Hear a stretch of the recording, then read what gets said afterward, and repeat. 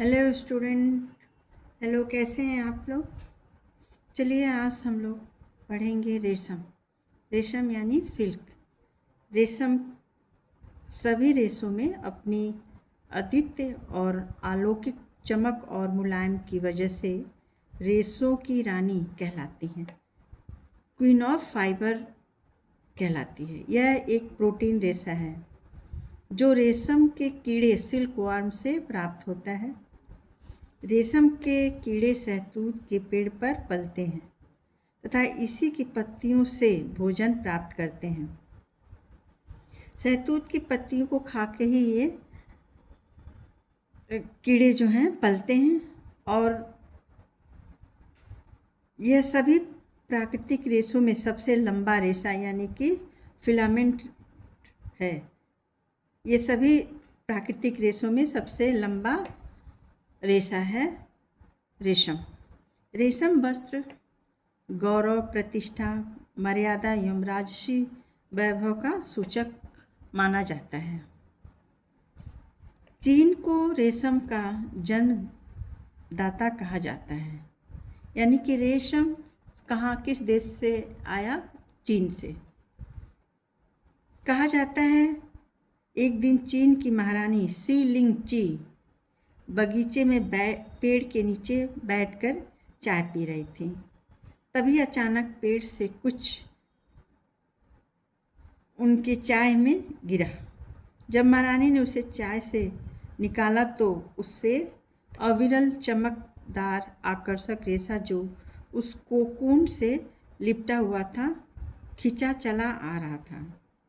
उसने और कोकून से रेशे कर्तित करके बुनकर वस्त्र तैयार किया।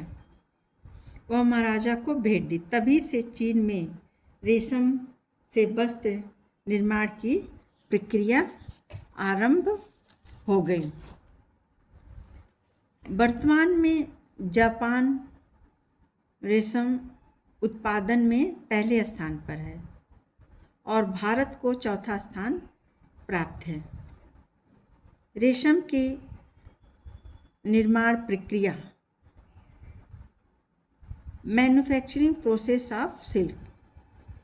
रेशम का निर्माण कैसे होता है, इसकी प्रक्रिया या निर्माण विधि के बारे में जानेंगे। रेशम के रेशे का अत्यंत सावधानीपूर्वक नियंत्रित प्रक्रियाओं द्वारा निर्मित किया जाता है। रेशम के कीड़े को शहतूत के पत्तों पर पाला जाता है। इस कीड़े को बॉम्बिक्स मोरी कहते हैं। जो कीड़ा शहतूत के पेड़ पे पाला जाता है उस कीड़े को हम क्या कहते हैं? बॉम्बिक्स मोरी। अब निर्माण प्रक्रिया है क्या, पहला देखते हैं। रेशम के कीड़ों को पालना, कल्टीवेशन ऑफ सिल्क वर्म। रेशम के कीड़ों एक विशिष्ट प्रकार के कागज पर अंडे देते हैं। इन अंडों को कोल्ड स्टोरेज में 6 हफ्तों के लिए रखा जाता है। इसके बाद अंडों को ठंडे और हवायुक्त स्थान पर 12 से 15 दिन रखा जाता है। 15 दिन बाद अंडे लार्वा में बदल जाते हैं। रेशम के कीड़ों का जीवन काल मात्र 2 माह का होता है, जो 4 अवस्थाओं में विभाजित होता है। इनका जीवन काल 2 माह का होता है और ये 4 अवस्थाओं में बटे रहते हैं, विभाजित रहते हैं। पहला है अंडा, जो लार्वा में बदल जाता है। दूसरा, लार्वा या कीड़ा अपने कोकून को शरीर पर लपेट लेता है, जिसे प्यूमा कहते हैं। ये सेकेंड स्टेज है। थर्ड स्टेज है प्यूमा।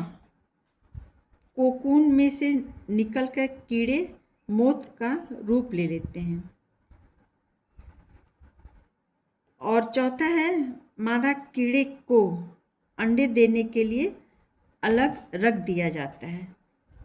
चलिए आज इतना हम देखते हैं, कल फिर मिलेंगे इसके नेक्स्ट वीडियो में। तब तक के लिए गुड बाय एवरीवन।